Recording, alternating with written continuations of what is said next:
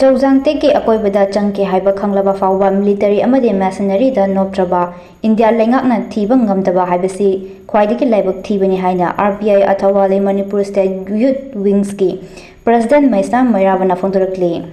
tha asigi tara tarukta kaisampat leimajam lekai da leiba masagi mayumdagi Thngkhiba Mukesh ngasi fawba thiba khangdana leiriba asiga mari lena Kaisampata Laiba RPI athawale Manipur State Unit ke office da Thngkhiba pawgi mifamda MAMI hai hauzik thiba khangdana leiriba Mukesh ki mobile track tawbada Zoujantek ki akoibada lei haiba khangba ngamkhrabani Manipur da hauzik President rule thamniba maramna Manipur gi Leingak asi governor gi khuthangda center Leingakna pairibani aduba military amade technology da sakti leire hariba India Leingakna angang mangkhre hairaba aduga chawrakpa mafam su khanglaba fawba mahakpu thiba ngamdaba haibasi Laibak Thibani Manipur da tangdu leitaba hanjinaba khonari cherak asida asigumba thokdok asine irang amuk hanna thokhanaba machak ama soidana oigani aduga Leingak asina leiriba resource pumba sizinaduna amadi ahenba force thajinduna thiba khangdana leiriba Mukesh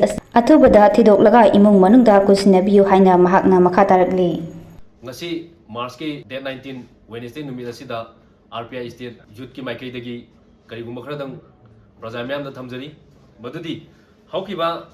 tarik tara truk March ki nomaijing numit asida Mukesh ko wasai kunde suriba kaisampat leimajam lekai dagi nupa macha amakak mayum dagi thokiba dagi ngasi phawba thibo khangdana leiriba se koi RPI state Manipur youth ki maikai dagi yamna strongly condemn tawi hariba angang ase mana paikiba mobile signal adu trace tawu matamda Zoujantek village ki area adwaida magi mobile signal adu phangi hariba area ase exact location ma phangdragasu same area khardi phangabunina Manipur da hoji